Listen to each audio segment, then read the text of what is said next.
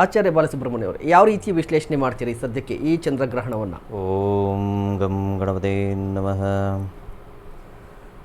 ಚಂದ್ರಗ್ರಹಣ, ಈಗ ನಾವು ಇವರೆಲ್ಲ ಸಾಕಷ್ಟು ವಿಚಾರಗಳು ತಿಳಿಸಿದ್ದಾರೆ, ಸಾಕಷ್ಟು ಜನ ಸಾಕಷ್ಟು ಮಾಧ್ಯಮಗಳಲ್ಲಿ ಚಂದ್ರಗ್ರಹಣದ ಬಗ್ಗೆ ಉಲ್ಲೇಖ ಮಾಡ್ತಾ ಇದ್ದಾರೆ. ಇದು ಪ್ರಕೃತಿಯಲ್ಲಾಗುವಂಥ ಒಂದು ವಿದ್ಯುನ್ಮಾನ. ಮೊಟ್ಟ ಮೊದಲನೇ ಸರಿ ನಾವು ನೋಡ್ತಾ ಇರೋದಲ್ಲ, ನೀವು ನೋಡ್ತಾ ಇರೋದು, ನಿಮ್ಮ ತಾತ ನೋಡಿದರೆ ನಮ್ಮ ತಾತ ನೋಡಿದ್ದಾರೆ. ಅದಕ್ಕಿಂತ ಮುಂಚಿನ ಕಾಲದವ್ರು ಎಲ್ಲರೂ ಚಂದ್ರಗ್ರಹಣವನ್ನು ವೀಕ್ಷಣೆ ಮಾಡಿದ್ದಾರೆ. ಅದರೊಟ್ಟಿಗೆ ಸೂರ್ಯಗ್ರಹಣನೂ ವೀಕ್ಷಣೆ ಮಾಡಿದ್ದಾರೆ. ಅದರೊಟ್ಟಿಗೆ ಎಲ್ಲ ರೀತಿಯಾದಂತಹ ಕಷ್ಟ ನಷ್ಟಗಳು, ನಾವೇ ಹೊಸ್ದಾಗಿ ನೋಡ್ತಾ ಇದ್ದೀವ ಕಷ್ಟಗಳು ಅನ್ನೋದು ಯಾರೂ ಇಲ್ಲ. ಈಗ ಯಾರೇ ಕೂತಿದ್ರು 5 ಜನಕ್ಕೆ ಕೂತಿದ್ರು 5 ಜನಕ್ಕೆ ಮಾತ್ರ ಕಷ್ಟ ಇದೆ ಅನ್ನೋದೇನಿಲ್ಲ. ಈಗ ಚಂದ್ರಗ್ರಹಣ ಸರ್ವೇ ಸಾಮಾನ್ಯವಾಗಿ ಹೇಳ್ಬೇಕು ಅಂದರೆ ಮಳೆ ಬರ್ತಾ ಇದೆ. ಓಕೆ, ನಾವೊಂದು 1000 ಜನ ನಿಂತಿದ್ದೀವಿ, ನೆನೆದಿಲ್ಲದೆ ಯಾರು ಇರ್ತೀವ? ನೆನಿತೀವಿ. ಚಂದ್ರಗ್ರಹಣ ಅನ್ನೋದು ಮಳೆ ಇದ್ದಾಗೆ. ಆದರೆ ಒಂದು ವಿಚಾರ ಏನಂದ್ರೆ, ಯಾರು ಶಕ್ತರಿರ್ತಾರೋ, ಯಾರಲ್ಲಿ ಅವರ ಒಂದು ಸಿಸ್ಟಮ್, ಬಾಡಿ ಸಿಸ್ಟಮ್ ಅಲ್ಲಿ ಕೆಪಾಸಿಟಿ ಚೆನ್ನಾಗಿರ್ತದೆ, ಹ್ಯೂಮನ್ ಸಿಸ್ಟಮ್ ಚೆನ್ನಾಗಿರ್ತದೋ, ಮಳೆಯಲ್ಲಿ ಅಂದರೂ ವಾರಿಸ್ಕೊಳ್ದೆ ಹೋದ್ರು ತಡ್ಕೊತಾರೆ. ಹೌದು, ಇಮ್ಯುನಿಟಿ ಪವರ್. ಆದರೆ ಕೆಲವ್ರಿಗೆ ಆ ಹ್ಯೂಮನ್ ಸಿಸ್ಟಮ್ ಪವರ್ ಚೆನ್ನಾಗಿಲ್ಲ ಅಂದರೆ ಆರೋಗ್ಯದಲ್ಲಿ ವ್ಯತ್ಯಾಸ ಬರುತ್ತೆ. ನಿಜ, ಹೌದು. ಇದು ಸರ್ವೇಸಾಮಾನ್ಯ, ಪ್ರಕೃತಿಯಾದಂತಹ ಸವಾಲು ಅಂತ ಹೇಳ್ಬೋದು. ನಾನು ಈಗ ಜಸ್ಟ್ ಜನರಲ್ ಆಗಿ ಸಿಂಪಲ್ ಆಗಿ ಹೇಳಿದ್ದು, ಆ ಗ್ರಹಣ ಅನ್ನೋದು ಅದೇ ರೀತಿ. ಅಂಥವ್ರಿಗೆ ಅವ್ರಿಗೆ ಇವ್ರಿಗೆ ಅನ್ನೋದಕ್ಕಿಂತ ಯಾರು ಪ್ರಾಮಾಣಿಕವಾಗಿರ್ತಾರೋ, ಯಾರು ಜೀವನದಲ್ಲಿ ಏನೋ ಎಲ್ಲರೂ ಪರಿಪೂರ್ಣವಾಗಿ ನಾನು ಸಾಚ ಅನ್ನೋ ಥರ ಯಾರು ಮಾತಾಡೋರು ಯಾರು ಇಲ್ಲ. ಮೊಟ್ಟ ಮೊದಲನಾಗಿ ಎಲ್ಲೋ ಒಂದು ಕಡೆ ಕುಂದುಕೊರತೆಗಳು ಇದ್ದೇ ಇರ್ತವೆ ಎಲ್ಲ ಮಾನವರು. ಯಾರೋ no man is the perfect man in the world ಅಂತ ಹೇಳ್ಬಿಟ್ಟಿದ್ದಾರೆ ಒಬ್ಬ ಮಹಾನ್ ವ್ಯಕ್ತಿಗಳು.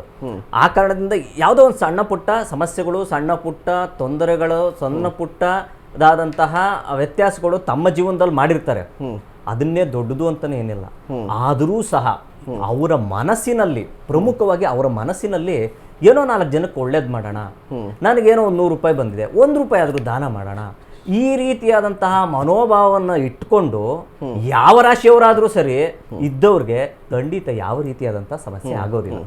ಮೊಟ್ಟ ಮೊದಲನಾಗಿ ಪರಿಸ್ಥಿತಿ ಹೇಗೆ ಇದ್ರೂ ಮನಸ್ಥಿತಿ ಚೆನ್ನಾಗಿರಬೇಕು. ಅದನ್ನೇ ಮನೋಕಾರಕನಾದಂತಹ ಚಂದ್ರ ಅಂತ ಹೇಳೋದು, ಜಲಕಾರಕನಾದಂತಹ ಚಂದ್ರ ಅನ್ನೋದು, ಮಾತೃಕಾರಕನಾದಂತಹ ಮಮಕಾರಕಾರಕನಾದಂತಹ ಚಂದ್ರ ಅನ್ನುವಂಥದ್ದು. ನಮ್ಮ ಚಿಂತನೆಗೆ ಒಳಗಾಗುವಂಥ ಚಂದ್ರ. ಒಬ್ಬ ಕವಿ ಆಗಬೇಕು ಅಂದರೆ ಅವ್ನ ಚಿಂತನೆ ಚೆನ್ನಾಗಿರ್ಬೇಕು. ಅವ್ನ ಚಿಂತನೆ ಚೆನ್ನಾಗಿರ್ಬೇಕು, ಅವ್ನ ಚಂದ್ರ ಚೆನ್ನಾಗಿರ್ಬೇಕು. ಆ ಚಂದ್ರ ಚೆನ್ನಾಗಿರ್ಬೇಕು, ತನ್ನ ಉಚ್ಚ ಕ್ಷೇತ್ರ, ಸ್ವಕ್ಷೇತ್ರ ಅಥವಾ ಮಿತ್ರಕ್ಷೇತ್ರ ಉಚ್ಚ ನವಾಂಶದಲ್ಲಿ ಸ್ಥಿತನಾಗಿರ್ಬೇಕು, ಅಥವಾ ಅಷ್ಟೋಕ ವರ್ಗದಲ್ಲಾದರೂ ಅವ್ನು ಚೆನ್ನಾಗಿರ್ಬೇಕು ಅಂತ ಹೇಳ್ತಾರೆ ಶಾಸ್ತ್ರ. ಇಷ್ಟೆಲ್ಲ ವಿಚಾರಗಳೆಲ್ಲ ನಾವು ಜ್ಯೋತಿಷ್ಯ ಶಾಸ್ತ್ರ ಪ್ರಕಾರ ಜೊತೆಗೆ ವೈಜ್ಞಾನಿಕವಾಗೂ ಜೊತೆಗೆ ಪ್ರಾಕ್ಟಿಕಲ್ ಆಗೂ ಸಹ ನಾವು ಚಿಂತನೆ ಮಾಡಬೇಕು. ವಿತೌಟ್ ಪ್ರಾಕ್ಟಿಕಲ್ ನಾವೇನು ಈಗಿನ ಕಾಲದಲ್ಲಿ ಚಿಂತನೆ ಮಾಡಕ್ ಆಗದೇ ಇಲ್ಲ. ಯಾಕೆಂದ್ರೆ ಆಗಿನ ಕಾಲದಲ್ಲಿ ಗ್ರಂಥಗಳಲ್ಲಿ ಸಾಕಷ್ಟು ವಿಚಾರಗಳು ಬರೆದು ಬಿಟ್ಟಿದ್ದಾರೆ. ಈಗ ಸಿಂಪಲ್ ಆಗಿ ಹೇಳ್ಬೇಕು ಅಂದ್ರೂ, ಈಗ ಯಾವುದೋ ವಾಹನದಿಂದ ಅವಘಡ ಅಂತ ಹೇಳಿರ್ತಾರೆ ಅಂತ ಇಟ್ಕೊಳ್ಳಿ, ಅದು ಪ್ರಮುಖವಾಗಿ ನೀರಿಂದನೇ ಅವಘಡ ಅಂತ ಹೇಳಿರ್ತಾರೆ ಅಂತ ಇಟ್ಕೊಳ್ಳಿ. ಆಗಿನ ಕಾಲದಲ್ಲಿ ಈ ಚತುರ್ಚಕ್ರ ವಾಹನ ಇತ್ತ ಅನ್ನೋದು ಯೋಚನೆ ಮಾಡಬೇಕು, ದ್ವಿಚಕ್ರ ವಾಹನ ಇತ್ತ ಅನ್ನೋದು ಯೋಚನೆ ಮಾಡಬೇಕು ಅವರು. ಆದರೂ ಸಹ ಎತ್ತಿನ ಗಾಡಿ ಇತ್ತು. ಎತ್ತಿನ ಗಾಡಿ, ದ್ವಿಚಕ್ರ ಅಂದರೆ ನಮ್ಮ ಕಾಲುಗಳೇ ಚಕ್ರಗಳು, ಇವೇ ದ್ವಿಚಕ್ರ. ಈ ರೀತಿಯಾದಂತಹ ನಾವು ಅಂದರೆ ಅಪ್ಗ್ರೇಡ್ ಆಗಬೇಕು. ಜ್ಯೋತಿಷವೂ ಸಹ ನಾವು ಸ್ವಲ್ಪ ಚಿಂತನೆಯನ್ನ ಸ್ವಲ್ಪ ಮುಂದಕ್ಕೆ ಹಾಕಿ, ಯಾವ ರೀತಿ ಅವರು ಆ ಕಾಲದಲ್ಲಿ ಹೆಂಗಿತ್ತು, ಆ ಕಾಲದಲ್ಲಿ ಬೋರ್ವೆಲ್ಗಳಿತ್ತ, ಇರಲಿಲ್ಲ, ಬಾವಿಗಳಿತ್ತು, ಸಮುದ್ರ ಇತ್ತು, ನದಿಗಳಿತ್ತು. ಬೋರ್ವೆಲ್ಗಳಲ್ಲಿ ನಾವು ನೀರು ಸ್ನಾನ ಮಾಡ್ತೀವಿ. ಇವಾಗ ಬೆಳಗ್ಗೆ ಎದ್ದು ನಾವು ಬೆಳಗಿನ ಜಾವ ಹೋಗಿ ಸ್ನಾನ ಮಾಡ್ಕೊಂಡು ಬರಬೇಕು ಅಂದ್ರೆ ಎಲ್ಲಿ ಹೋಗ್ತಾರೆ ಈಗಿನ ಕಾಲದವ್ರಿ? ಕಷ್ಟ ಆಗುತ್ತೆ. ಸೊ ಆ ಕಾರಣದಿಂದ ಮನೆಯ ಬೋರಿನ ನೀರಿನಲ್ಲಿ ಸ್ನಾನ ಮಾಡ್ಕೊಳ್ಳಿ. ಅಕಸ್ಮಾತ್ ನೀವು ಯಾರು ನದಿ ಸ್ನಾನಕ್ಕೆ ಹೋಗ್ಲಿಕ್ಕೆ ಆಗೋದಿಲ್ವೋ ಆಗಷ್ಟೇ ಬಂದಿರುವಂಥ ನಮ್ಮ ಬೋರಿನ ನೀರಿನಲ್ಲಿ ಸ್ನಾನ ಮಾಡ್ಕೊಳ್ಳಿ. ಅಂದರೆ ಈ ರೀತಿಯಾದಂತಹ ವಿಭಿನ್ನವಾದಂತಹ ಚಿಂತನೆಗಳನ್ನ ಮಾಡೋವಂಥದ್ದು, ವಿಭಿನ್ನವಾದಂತಹ ಚಿಂತನೆಗಳು ಕೊಡುವಂಥವೂ ಸಹ ಚಂದ್ರ ಅಂತ ಹೇಳ್ಬೋದು. ಈ ರೀತಿ ಇದೇ ವಿಚಾರವನ್ನು ಸಾಕಷ್ಟು ರೀತಿಯಾಗಿ ನಾವು ವಿಂಗಡಣೆ ಮಾಡ್ಕೊಂಡು ಹೋಗ್ತಾ ಇದ್ರೆ ಖಂಡಿತವಾಗ್ಲೂ ಮೊಟ್ಟ ಮೊದಲನಾಗಿ ಭಯ ಪಡಬಾರ್ದು.